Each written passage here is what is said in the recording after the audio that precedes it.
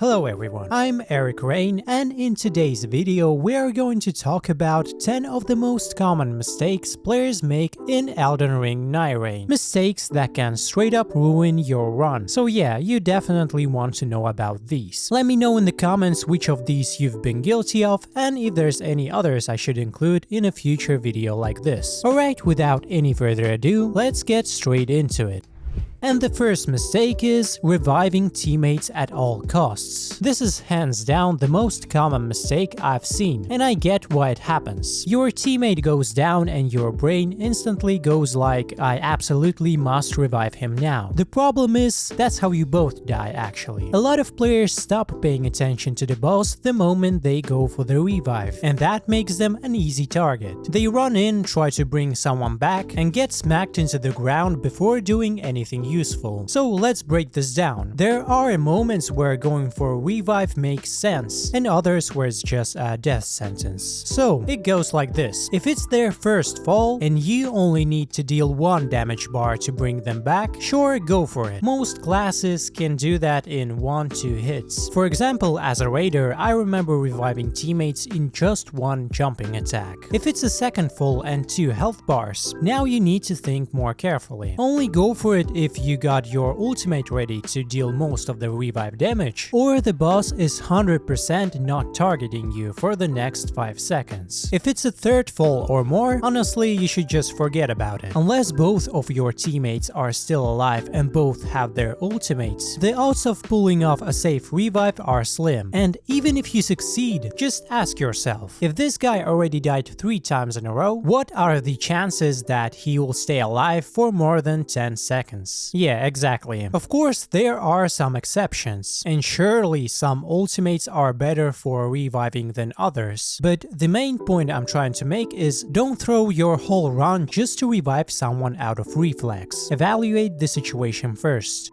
Another mistake that I see often is not prioritizing dodging during the final fight. This one ties into the previous point, and yeah, it's a big one. Way too many players undervalue dodging in Nightreign. Instead of evading, they try to rush the boss, hoping to trade hits. And to be fair, that works, but only on regular bosses. It is a terrible idea to try it on the final boss. You cannot tank it. You cannot brute force it. It has too much HP, and if you go down, you're putting your entire team in danger, especially with how hard it is to revive someone late in the fight. So when it comes to the final boss and he's targeting you, your number 1 priority is to survive. Focus on dodging and staying alive, because while the boss is chasing you, your teammates are free to attack it from behind without worrying about getting killed. And the longer you stay up, the more damage your team will do overall. This isn't about flashy plays, it's all about consistency.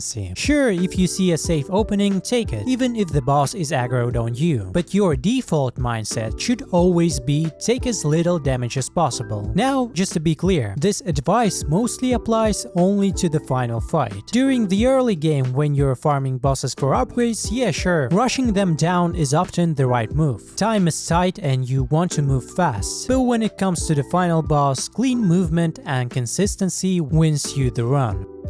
Mistake number 3. Confusing holy and lightning damage icons. Alright, this one might seem small, but I swear it drives me absolutely insane how often people mess this up. There are 2 damage types that a ton of players keep confusing: holy and lightning. So let me make this crystal clear one last time. Lightning damage has a bright yellow icon with bolts. Holy damage has a golden brown icon with a ring or halo shape. They don't look the same and they don't behave the same. And yeah, you might think whatever, who cares? Well, apparently even professional outlets messed this up. I literally read a piece from IGN the other day telling players to use divine damage against the Dark Drift Knight, who literally has a resistance to it. That's one of their most popular articles right now, and they still haven't fixed it. So please don't make this mistake. Double check the icon and don't just go off the color, because if you bring the wrong type of damage to a boss fight, you're basically nerfing yourself before the fight fight even starts. And that brings us to the mistake number 4, using damage types the final boss resists. This one happens all the time and it's way more common than you'd think. Players focus so much on what the boss is weak to, but they forget the other side of the coin. Bosses also have resistances, and sometimes those resistances are even more important to pay attention to. Like yeah, everyone knows each final boss has a preferred element that they're vulnerable to, but a lot of people assume that, well, I didn't find the right element, so I'll just use whatever I've got. And that's where the run starts going downhill. Here's a real example. The first boss is 35% more vulnerable to holy damage. Sounds great, right? But it also has 50% resistance to fire. So if you bring a fire weapon to that fight, you're basically dealing half damage the entire time. And that's not all. Bosses don't just have elemental resistances, they also resist status effects. Bleed, scarlet rot, poison, each boss has its own resistance values, and some are straight up immune. Take the second boss. He's about 5x more susceptible to scarlet rot than to bleed. If you're using a bleed build, you're just going to sit there wondering why nothing's proccing. Or look at the final boss, the Night aspect, completely immune to bleed. So if you're maining Executor, Rivers of Blood is no longer your best weapon in this particular expedition, and you should try finding something else. So yeah, before you commit to a weapon or a spell, double check what the boss resists, and feel free to save this chart that you see on the screen.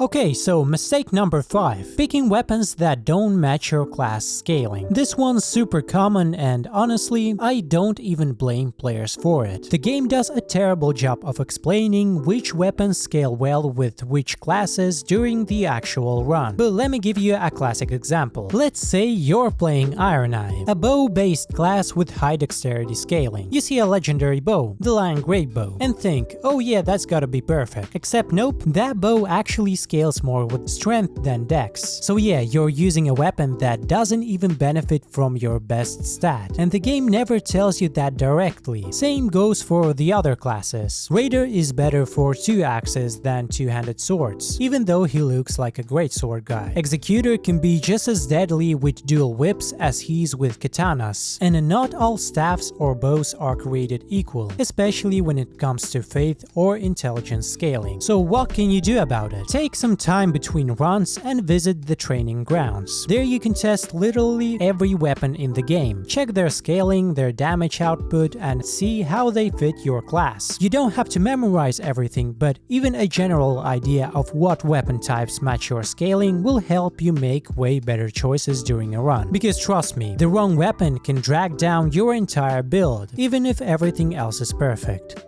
Mistake number 6. Trying to kill high-level boss too early. Look, I get it. You've got a solid team, everyone's feeling confident, and someone goes, hey, what if we just took out that big boss right now? Sounds tempting, but 9 times out of 10, it's a terrible idea. Yeah, maybe your group can technically beat the boss early, but the question is it worth it? Some of the harder bosses are total sponges. Even if you play perfectly, the fight takes forever. And what do you get? Maybe 40k runes, maybe a bit more. Now think about this. You could have spent that time killing 3 easier bosses, leveled up multiple times, and then come back to the same big guy later, killing him in half the time and with half the risk. What's worse is when you run out of time and don't even finish the fight. Congrats, you've just wasted the last 5 minutes of day 1. I'm not saying avoid tough fights forever, just don't rush into them too early. Get your levels up first. Ideally hit level 9, 10, maybe 11, and then you can try to hunt for bigger bosses. You'll be surprised how much your damage scales between levels 8 and 12. And those few extra minutes spent farming easier bosses, they can easily double your efficiency. And that brings us to the mistake number 7, not leveling up the moment you can. This one is especially painful to watch because the fix is so simple. A lot of players forget, delay, or just straight up don't bother leveling up when they get the chance, especially early early on. But here's the thing, early levels in Nightreign are insanely impactful. The stat jumps from level 1 to level 2 or 3 to 6 are massive. Let me illustrate. Compare a level 1 character to level 2. It's almost double the HP. Level 3 versus level 6, huge boost in damage, stamina and survivability. And by level 9 or 10, you're in a whole different league. So right after you clear your first camp or ruins, you've got enough runes to level up immediately. Because here's what happens. More levels leads you to faster clear speed, which leads you to more runes, which leads you to even more levels, and so on. It snowballs really fast, but only if you actually level when you can. So yeah, take the 5 seconds and go spend those runes.